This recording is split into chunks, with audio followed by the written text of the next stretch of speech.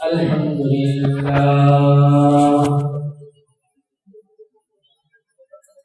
لله نحمده ونستعينه ونستغفره ونؤمن به ونتوكل عليه ونعوذ بالله من شرور أنفسنا ومن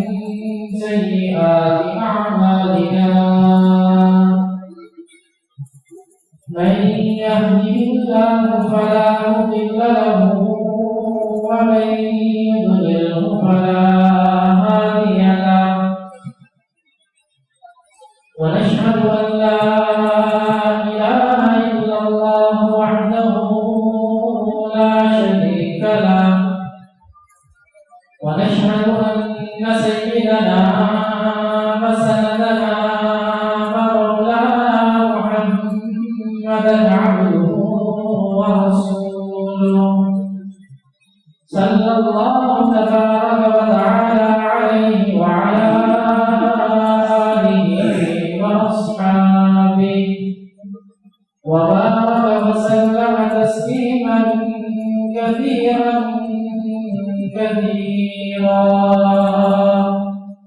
أما بعد فأعوذ بالله من الشيطان الرجيم بسم الله الرحمن الرحيم لن ينال الله لحومها ولا دماؤها ولكن يناله التقوى منكم وقال تبارك وتعالى في مقام آخر يا أيها الذين آمنوا ادخلوا في السلم كافة ولا تتبعوا خطوات الشيطان إنه لكم عدو مبين وقال تبارك وتعالى في مقام آخر إني أرى في المنام أني أذبحك فانظر ماذا ترى قال يا أبت افعل ما تؤمر ستجدني إن شاء الله من الصابرين فلما أسلما وتله للجبين وناديناه أن يا إبراهيم قد صدقت الرؤيا إنا كذلك نجزي المحسنين آمنت بالله صدق الله مولانا العظيم وبلغنا رسوله النبي الكريم ونحن على ذلك لمن الشاهدين والشاكرين والحمد لله رب العالمين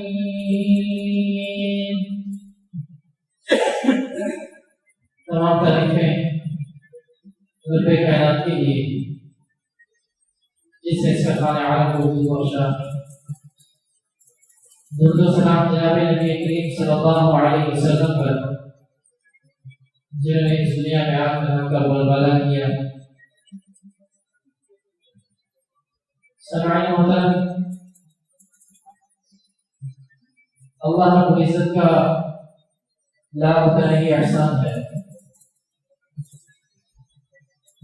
کہ اللہ رب العزت نے ہمیں دین اسلام عطا کیا ان الدین عند اللہ الاسلام اللہ کے ہاں جو محبوب دین ہے جو مقرر دین ہے وہ اسلامی ہے دنیا کے اندر جتنے بھی مذاہب ہیں ان تمام مذاہب کے اندر جس کو فوقیت اللہ نے دی جس کو برتری اللہ نے دی جس کو مقام اور مرتبہ اللہ نے دیا وہ اللہ رب العزت فرماتے ہیں کہ وہ اسلام ہے ان الدین عند اللہ الاسلام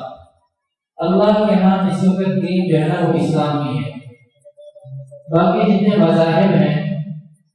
جتنی کتابیں ہیں جتنی شریعت کی ساری کی ساری منسوخ ہو چکی ہے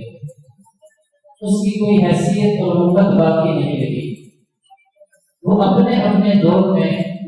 جب انبیاء موجود ہوتے تھے ان کی موجودگی کے اندر وہ کتاب بھی وہ شریعت کے قابل قبول تھی، لیکن جب اللہ رب العزت نے جناب نبی کریم صلی اللہ علیہ وسلم کو اس دنیا کے اندر بھیجا اور قرآن کریم قرآن حمید اللہ رب العزت نے آپ علیہ السلام کو عطا کی، تو اس کے بعد نہ تو کوئی دین مقبول رہا اور نہ ہی کوئی کتاب مقبول رہی۔ ساری کی ساری باقی شریعتیں اپنے دور کے اندر مقبول تھی، لیکن اب اس شریعت کے آنے کے بعد باقی سب شریعتیں منسوخ ہو چکی ہیں، ان کے احکامات منسوخ ہو چکے ہیں، ان کا مقام اور مرتبہ باقی نہیں رہا۔ بس اس وقت جو مقام اور مرتبہ باقی ہے وہ صرف اور صرف اسلام کا ہے۔ ان الدین عند اللہ الاسلام، اسی اسلام کے بارے میں اللہ رب العزت فرما رہے ہیں کہ یا ایھا الذین آمنوا ادخلوا فی السلم کافہ،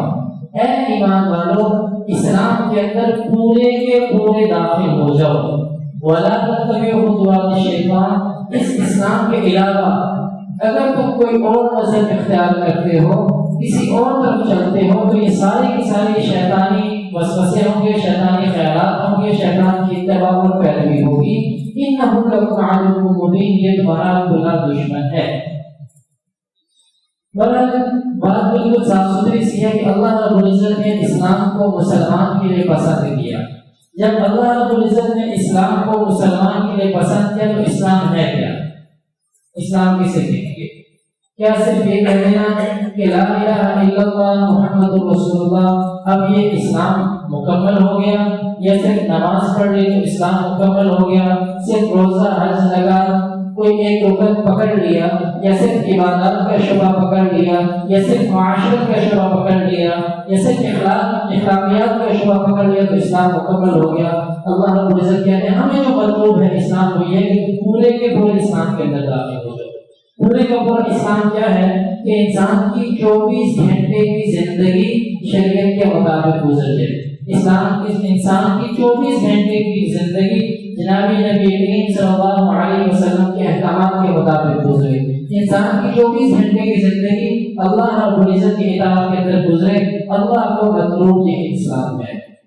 اور فرمایا کہ یا ایھا الذین آمنوا، اے ایمان والو، ادخلوا فی السلم کافہ، اسلام کے اندر پورے کے پورے داخل ہو جاؤ۔ اب اللہ رب العزت کے ایمان والوں سے کہہ رہے ہیں، ان سے کہہ رہے ہیں جو کلمہ پڑھ چکے ہیں، ان سے کہہ رہے ہیں جو اللہ رب العزت کو ایک مانتے ہیں، ان سے کہہ رہے ہیں جو اللہ کی کتابوں کو قرآن حکیم کو آخری کتاب مانتے ہیں، ان سے کہہ رہے ہیں جو جناب نبی کریم صلی اللہ علیہ وسلم کو اللہ کا آخری نبی تسلیم کرتے ہیں، ان سے کہہ رہے ہیں کہ یا ایھا الذین آمنوا، اے ایمان والو۔ ہم مومن اسی کو کہتے ہیں جو اللہ کو مانتا ہے، اللہ کے رسول کو مانتا ہے، اللہ کی کتاب کو مانتا ہے، یہ مومن ہے۔ اللہ کہہ رہے ہیں کہ اے یا ایھا الذین آمنوا، اے ایمان والو جو یہ سب مان چکے ہو، جو یہ سب تسلیم کر چکے ہو، ادخلوا فی السلم کافہ، اب اسلام کے اندر پورے کے پورے داخل ہو جاؤ۔ اسلام کیا ہے؟ اسلام علماء فرماتے ہیں اسلام یہ ہے کہ کسی بڑی ذات کے آگے، کسی بڑی ہستی کے آگے اپنے آپ کو سرنڈر کر دینا، اپنے آپ کو کسی بڑی ذات کے حوالے کر دینا، اس کے آگے اپنے آپ کو جھکا دینا، اس کے آگے سر تسلیم خم کر دینا کہ اب میری کوئی مرضی نہیں چلے گی، میں نے جس کے حوالے خود ہو گیا اب مرضی اسی کی چلے گی۔ تو اللہ کے آگے اپنے آپ کو جھکا دینا، سر تسلیم خم کر دینا، اللہ کے حوالے خود کو کر دینا، یہ اسلام ہے کہ اب ہماری مرضی نہیں ہے، اب میں اپنی مرضی کی شریعت نہیں بناؤں گا، مجھے وہ شریعت چاہیے جو اللہ نے اتاری ہے، میں اپنی مرضی کے احکامات نہیں بناؤں گا، مجھے وہ حکم چاہیے جو اللہ نے جناب نبی کریم صلی اللہ علیہ وسلم کو دیا اور صحابہ نے اس حکم پر عمل کر کے دکھایا، مجھے ایسا اسلام ہونا چاہیے۔ تو اللہ کہتے ہیں یہ اسلام ہے، اپنے آپ کو مکمل طور پر اللہ کے حوالے کر دینا، سر تسلیم خم کر دینا، جو حکم آ گیا اس کے اوپر لبیک کہہ دینا، یہی اسلام ہے۔ اور اللہ چاہتے ہیں کہ تم پورے کے پورے داخل ہو جاؤ، یہ نہیں کہ نماز پڑھ لی اور روزہ چھوڑ دیا، روزہ رکھ لیا اور شریع احکامات کے مطابق تجارت چھوڑ دی، یا شریع احکامات کے مطابق تجارت کی، اخلاقیات چھوڑ دیے، کوئی ایک حکم چھوٹنے نہ پائے،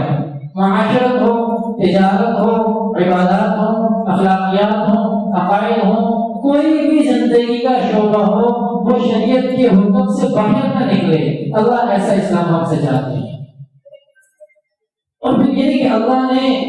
یہ کر کے بتا دیا کہ بس یہ اسلام ہمیں چاہیے. اس کی عملی تفسیر کیا ہوگی؟ اس کا نمونہ اللہ نے پیش کیا ہے کہ ہم یہ اسلام چاہتے ہیں کہ جب کوئی حکم اللہ کا آ جائے وہ ہمیں سمجھ میں آئے نہ آئے، میری عقل اس حکم کا احاطہ کرے نہ کرے، لیکن میں نے اس کو پورا کرنا ہے.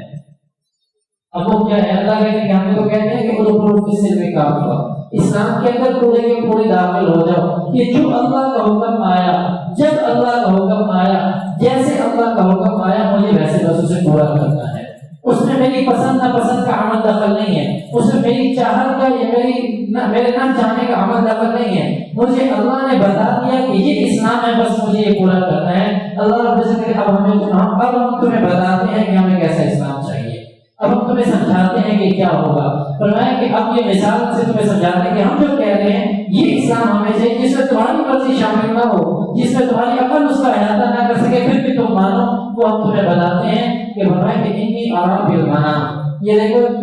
حضرت ابراہیم علیہ السلام کو اللہ کے نبی ہیں، اللہ کے برگزیدہ پیغمبر ہیں، اللہ نے خلیل اللہ کہا ہے، اللہ کے دوست ہیں کہ اللہ نے جس امتحان میں ڈالا اس امتحان میں 100% کامیاب ہوئے. آج ہم بھی یہ کہتے ہیں ملت ابراہیمی کے اوپر ہم موجود ہیں. اصل دین تو حضرت ابراہیم علیہ السلام کا تھا. حضرت ابراہیم علیہ السلام اپنے بیٹے سے کہہ رہے ہیں کہ انی ارا فی المنام، کہ میں نیند میں دیکھ رہا ہوں، میں خواب میں دیکھ رہا ہوں کہ انی اذبحک، میں آپ کو ذبح کر رہا ہوں. خواب دیکھیے، سو رہا تھا، اللہ نے خواب دکھا دی کہ انی ارا فی المنام، کہ میں یہ دیکھ رہا ہوں کہ خواب کے اندر کہ انی اذبحک، میں آپ کو ذبح کر رہا ہوں. اور کیا کس کو رہے ہیں؟ چھوٹا سا بیٹا ہے جسے کہہ رہے ہیں، ایسے بیٹا جوان شادی شدہ ہے،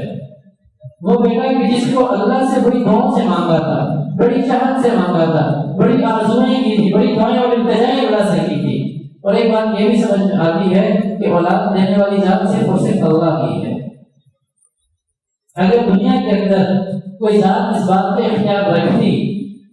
کہ وہ اولاد ہو جائے، وہ دعا کرے اور وہ اپنے کوئی ایسے اعمال کرے جس سے اولاد ہو جائے، تو حضرت ابراہیم علیہ السلام تو اللہ نے خلیل اللہ کہا تھا. تو پھر حضرت ابراہیم علیہ السلام کی اتنی تاخیر سے جا کر اولاد کی ہوئی. تو اللہ نے یہ مسئلہ بھی سمجھا دیا کہ اگر اولاد چاہیے تو مانگنی کس سے ہے؟ کہ اللہ سے مانگنی، اللہ کے علاوہ اولاد دینے والا کوئی نہیں ہے. یہ مسئلہ بھی سمجھ میں آ گیا.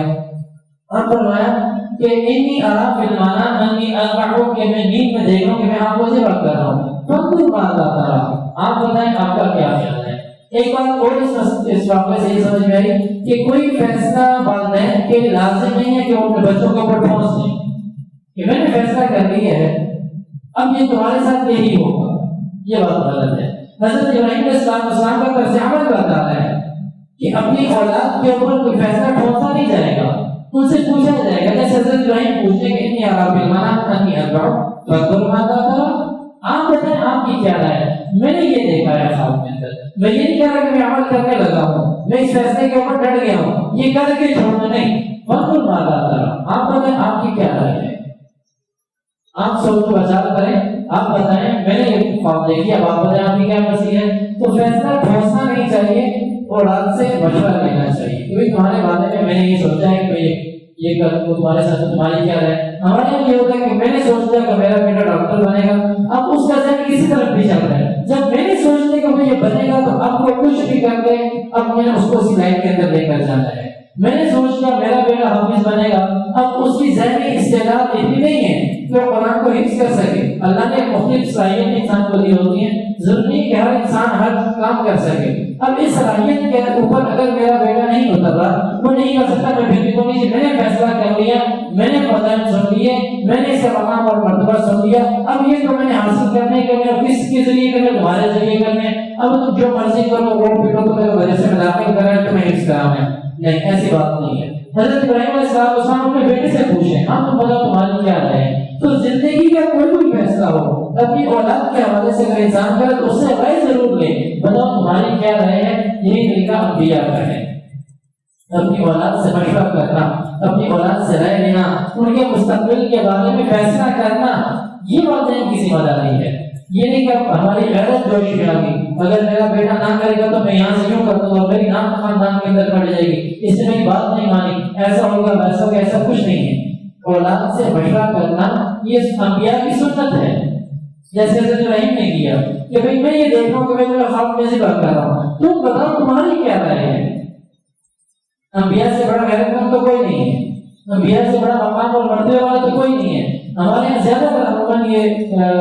جو اس طرح کا مزاج ہے، یہ عموماً جو ہمارے پٹھان بھائی ہیں ان لوگوں میں پایا جاتا ہے۔ وہ بچہ کہتا ہے ٹھیک ہے جی والد صاحب نے فیصلہ کر دیا، بس اس کے بعد ختم ہو گئی۔ یہ مطلب ایک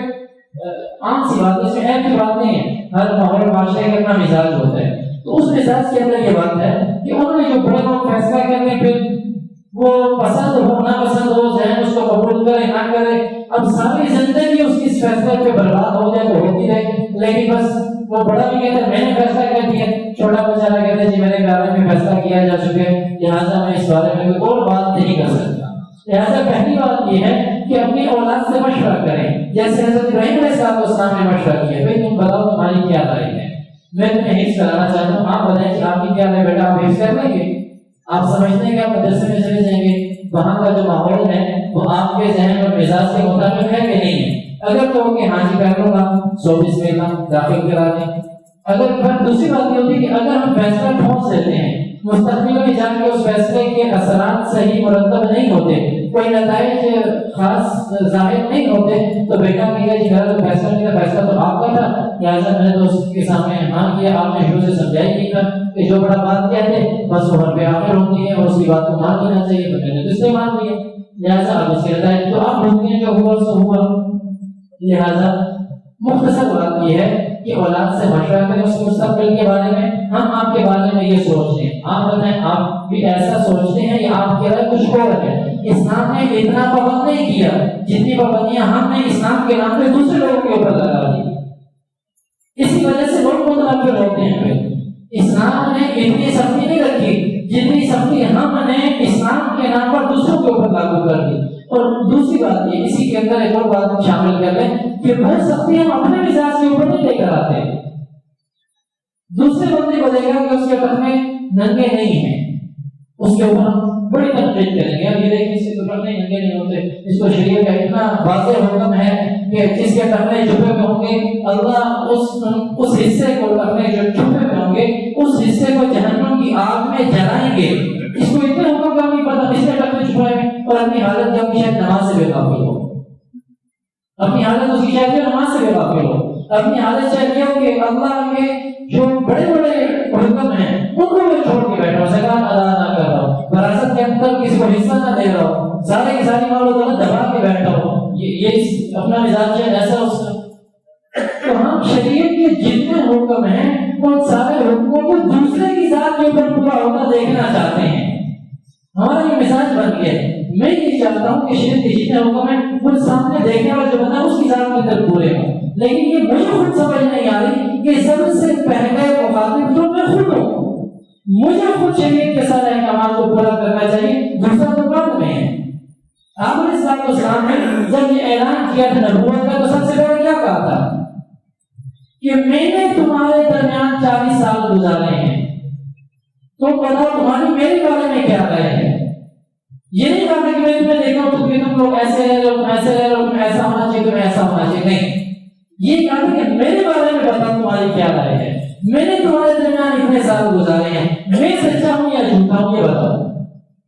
یہ نہیں کہا کہ تم لوگ کیسے ہو، تم لوگ ایسے ہو، تم نے یہ کیا، تم نے یہ کیا، ایسا کیا ویسا کیا، یہ نہیں کہا۔ سب سے پہلا حکم اللہ جو دیکھنا چاہتا ہے وہ انسان کی اپنی ذات کے اوپر ہے کہ میں خود کیسا ہوں۔ جب میں خود 100% ٹھیک ہوں تو میں دوسروں کو بھی بتاؤں، اگر 100% ٹھیک نہیں ہوں تو کم از کم ایک تربیت کے اندر چل رہا ہوں، ایک ایسے ماحول کے اندر رہ رہا ہوں کہ میں اپنی تربیت کر رہا ہوں، اس تربیت کے ہوتے ہوئے اگر میں کسی کو کوئی بات سمجھانا سکھانا بتانا چاہتا ہوں تو اس کی شریعت میں پابندی نہیں لگائی، بات سمجھ آ رہی ہے، اس کی شریعت میں پابندی نہیں لگائی، تو لہٰذا شریعت کے سارے احکامات دوسرے کی ذات کے اوپر دیکھنے سے پہلے ہم یہ دیکھ لیں کہ شریعت کے کتنے احکامات کے اوپر میں نے عمل کیا ہے۔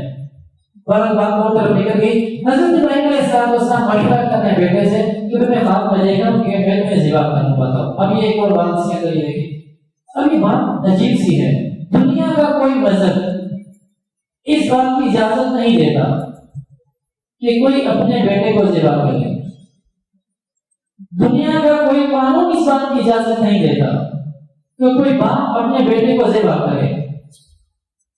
کوئی دنیا کی شریعت اس بات کی اجازت نہیں دیتی کہ کوئی باپ اپنے بیٹے کو ذبح کرے۔ یہ عقل سے والا بات ہے، سمجھ میں آنے والی نہیں ہے کہ کیوں کوئی اپنے بیٹے کو ذبح کرے گا۔ حضرت ابراہیم علیہ السلام ظاہر بات ہے جب اپنے بیٹے سے پوچھ رہے ہیں کہ میں نے خواب میں یہ دیکھا کہ میں آپ کو ذبح کر رہا ہوں، تو ظاہر بات ہے اگر بیٹے سے مشورہ ہو رہا ہے تو لازمی بات ان کے ذہن کی بات ہے کہ اس حکم کو پورا کرنا چاہیے، لازمی بات ان کے ذہن میں ہے اور وہ یہ چاہتے ہیں، اس لیے تو اپنے بیٹے سے مشورہ کرتے ہیں کہ بتاؤ کہ تمہاری کیا رائے ہے۔ اب یہ عقل سے نابینا بات ہے، عقل میں آنے والی نہیں ہے۔ تو یہ جو قربانی کا سارا فلسفہ ہے جو آگے آنے والے دنوں میں آئے گا، قربانی یہ سارے کا سارا فلسفہ، پوری کی پوری قربانی، یہ ساری کی ساری عقل سے نابینا ہے، یہ سمجھ میں آنے والی نہیں ہے۔ آج ہمارے کچھ دانشمند حضرات وہ یہ کہتے ہیں کہ قربانی کا مقصد یہ ہے کہ لوگوں کو گوشت مل جائے، لوگوں کو کھانا مل جائے، تو لہٰذا ایسا کر لینا چاہیے کہ کوئی چھوٹے صدقہ خیرات کرے، قربانی کے بجائے جتنے کا جانور خریدنا ہے، جتنے کا حصہ ڈالنا ہے وہ صدقہ خیرات کر دیں۔ فرض کریں اگر 10,000 15,000 حصہ ہے،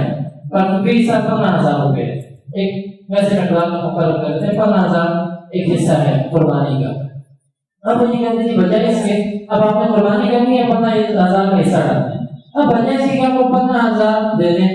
قربانی کے لیے، بیچ میں قربانی کے اندر ہمارا حصہ دے دیں، اس 15,000 کا صدقہ خیرات کر دیں، آپ کو ثواب وہی ملے گا۔ یہ 100% غلط بات ہے، 100% غلط بات ہے۔ یہ وہ لوگ بات کرتے ہیں جو دین سے بیزار ہیں، جو دین کے اندر شکوک و شبہات پیدا کرنا چاہتے ہیں۔ یہی وجہ کہ آج ہماری نسل کے اندر، ہمارے ماحول معاشرے کے اندر دین کے حوالے سے اتنے شبہات موجود ہیں جو اس سے پہلے کبھی شبہات پیدا نہیں ہوئے تھے۔ یہ وہ لوگ ہیں جو دوسرے لوگوں کو دین سے بیزار کرنے والے ہیں، کہ لوگوں کو پریشان کرتے ہیں دین کے معاملات کے اندر، لوگ الجھ جائیں کہ دین اصل ہے کیا۔ ایسے متفقہ مسائل جن کے اندر شریعت کے شروع سے لے کر آج تک کسی ایک فرد واحد نے کسی قسم کا کوئی اختلاف نہیں کیا، اس مسئلے کے اندر بھی لوگوں کو الجھا دیا جائے کہ اصل میں ہے کیا۔ اب یہ 15,000 کا نہیں صدقہ کرنے خیرات کر رہے ہیں، آپ کو قربانی کا ثواب مل جائے گا، آپ کو قربانی ہو جائے گی۔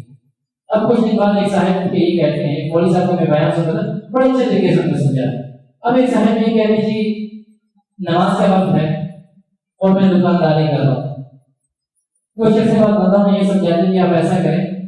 کہ نماز کو آپ دکانداری اچھے طریقے سے کریں، شریعت کے احکامات کے مطابق کریں، اور اس دوران جتنا آپ پیسہ کما لیں گے اس مقصد کا خیرات کر دیں، دوسرے لوگوں کا بھلا ہو جائے گا، یہ بھی تو شریعت کا حکم ہے نا، آپ اس کو صدقہ خیرات کر دیں۔ وہ کہتے ہیں ہاں یہ بات تو ٹھیک ہے، لوگوں کے کام آنا بہت بڑی نیکی ہے، لہٰذا میں نماز کو چھوڑ کر میں اپنی دکان کھلی رکھتا ہوں، یہ جو پیسہ آئے گا اس میں صدقہ خیرات کر دوں گا۔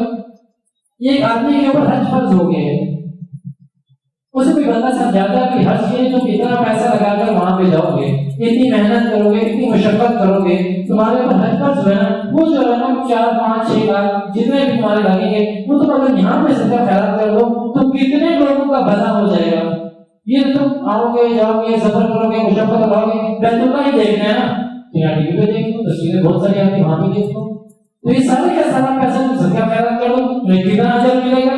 کتنا ثواب ملے گا، کتنی انسانیت کا بھلا ہو جائے گا۔ 4 5 بندوں کو تم قربان کر کے دے سکتے ہو، لہٰذا یہ کر کے دے تو کتنا بھلا ہو جائے گا۔ وہ حج بھی گیا۔ اب کیا ہوا، ایک انسان کہتا ہے یہ روزہ جب رکھتے ہیں تو روزہ رکھتے ہو تمہاری صحت گرے گی، کمزور ہو جاؤ گے، کام صحیح نہیں کر سکو گے، عبادات کے اندر جو ہے نا وہ رات کو کھڑے ہونا تراویح پڑھنا مشکل ہو جائے گا تمہارے لیے، تم ایسا کرو کہ روزہ رکھو، تم ڈٹ کے کام کرو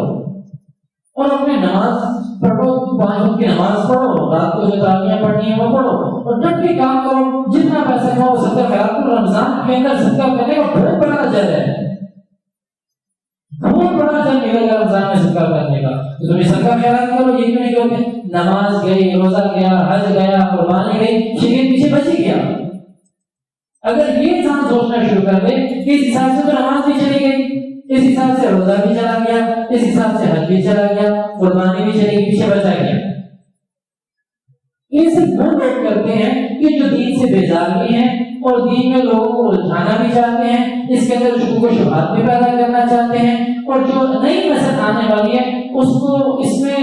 پریشان کرنا چاہتے ہیں کہ شریعت اصل ہے کیا۔ لہذا جو حکم اللہ کا، اب یہ دیکھیں اپنے بیٹے کو ذبح کرنا عقل سے والا بات ہے، سمجھ میں آنے والی نہیں ہے، لیکن حضرت ابراہیم علیہ السلام اللہ کے نبی ہوتے ہوئے، خلیل اللہ ہوتے ہوئے اس بات کا ارادہ فیصلہ کر چکے ہیں کہ اللہ کا حکم آ گیا۔ شریعت کے اندر یہ نہیں دیکھا جاتا کہ اس کی حکمت کیا ہے، اس کا فلسفہ کیا ہے، دیکھا نہیں جاتا کہ اللہ کا حکم کیا ہے،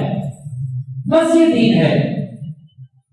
اسلام یہی ہے کہ اپنے آپ کو سرنڈر کر دینا، سر تسلیم خم کر دینا، اپنے آپ کو کسی بڑے کے حوالے کر دینا۔ جب ہم نے خود کو اللہ کے حوالے کر دیا، اللہ کے سامنے سر تسلیم خم کر دیا، تو جب اللہ نے کہا کہ یہ قربانی کرنی ہے، اس طریقے سے قربانی کرنی ہے، ان ایام کے اندر قربانی کرنی ہے، اور اس کے علاوہ ہٹ کر پورے سال کے اندر نہیں کر سکتے کہ ایام کے اندر کر سکتے، تو پھر ہم سر تسلیم خم کرتے ہوئے یہ بات کہتے ہیں کہ ہم ان ایام کے اندر اسی عبادت کو اسی طریقے سے کریں گے جس طریقے سے اللہ نے حکم دیا۔ باقی جو دنیا کے فلسفے ہیں ان کو اٹھا کے غلطی کی ٹوکری میں پھینکیں گے، اسی وجہ سے انشاءاللہ مزید گفتگو کی سنتے ہیں۔